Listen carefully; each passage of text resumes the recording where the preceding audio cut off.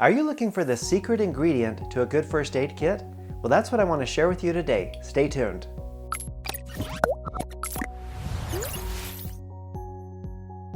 Hello friends and family, thanks for checking in. For new and new here, my name is Russell Liston, and I'm here to help you as you prepare every needful thing.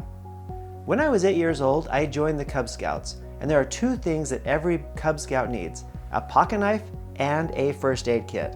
It's funny how those things go together, but I needed them, so I bought them both. I soon realized that my first aid kit was not everything that I had hoped it would be. There were only a few bandages, some tape that didn't stick, and a whole bunch of other things that I wasn't quite sure what to do with.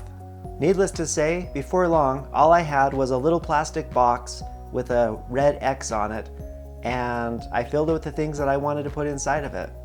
Many of you have probably had a similar experience. Hopefully, you got a nice container or bag out of the deal. The reason I share this story is because this is how I came to realize the secret to the first aid kit, or the glue that holds it together. Here's a few things to think about. If you have ever built a first aid kit, did you have extras? Extra bandages, extra gauze, extra tape, extra? Well, what did you do with all those extras? If you've bought a first aid kit or made your own first aid kit, and you used the first aid kit for some sort of emergency, once you were done using it, did you remember to restock your first aid kit with the supplies that it needed? And if so, where did you get those supplies from?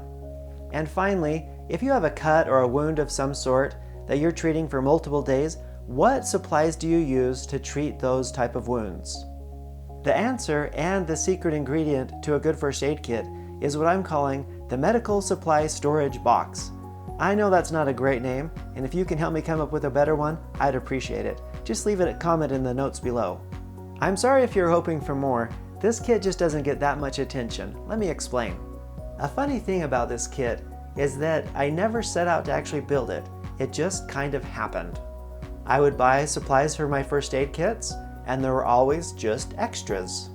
An extra box of bandages here, extra gauze there, tape there, and before I knew it, I had supplies scattered all over the place.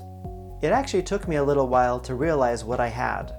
Instead of thinking, what am I going to do with all these extra boxes and pieces of first aid gear, I brought them all together, put them in a nice little container, and now I have the power of a resupply station for all of my first aid kits. This works because every item in my first aid kit has the extras in this first aid supply storage box.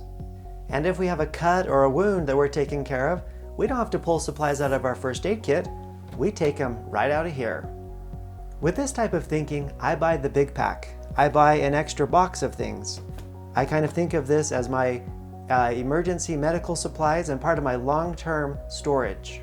I'm sharing this video first in a series on first aid kits because I wanted you to see the unsung hero in the first aid kit world. It just doesn't get that much attention or the attention that it deserves. In future videos, I'm going to go through my family first aid kit, my car kit, and my backpacking hiking kit, and I wanted you to see how they all relate back to this kit, how this kit is the magic that keeps all of these kits working and ready for the next adventure. Today's assignment is to evaluate your first aid kit and medical supplies. Do you have a first aid kit? Do you need to restock your first aid kit? Do you have medical supplies in order to do that? And if not, I suggest you get some. If you want a fun little project and you have medical supplies scattered throughout your house, why don't you get a container, pull them all together, and create your own little emergency medical supply box, or whatever we're going to call it. All right, some final thoughts on this.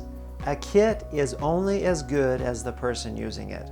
Get some training, take a course, read a book, because first aid is much more than just having a first aid kit.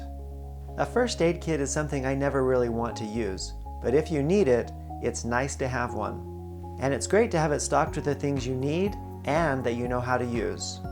It's just part of being prepared. If you like this video, please let me know by clicking that thumbs up button, and if you still haven't subscribed to my channel, I would invite you to do so. Once again, I would like to thank you for your time, and may God bless you as you prepare every needful thing. Thank you.